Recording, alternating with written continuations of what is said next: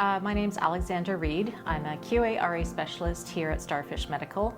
And today I wanted to share with you some ideas that I had about SOPs, otherwise known as standard operating procedures. And these are very simply just written instructions that help detail doing routine activities, repetitive tasks, and it's a recommendation and a requirement from regulatory bodies such as ISO 1345 and the FDA as well.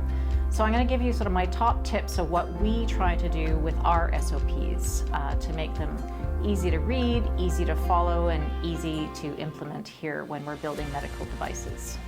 So the top thing is having a standard format across all the documents. So you want to have a standard place for the headers, the footers, table of contents.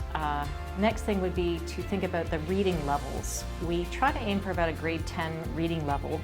So the idea is that, it's not a heavy cognitive load when you're reading the instructions, because the last thing we want is a user to get stuck or skip a step because they misunderstand what the instructions are telling them to do.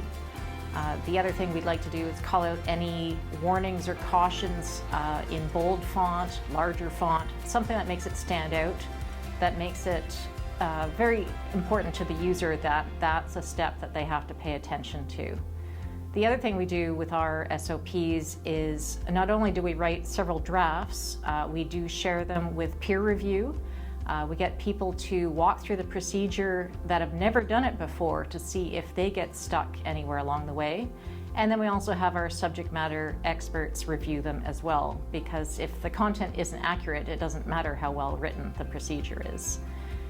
We do a couple of iterations of that, and then we have to validate those SOPs. So we make sure that we can go start to finish to build the medical device, and myself and quality checks it at the end before it goes out the door.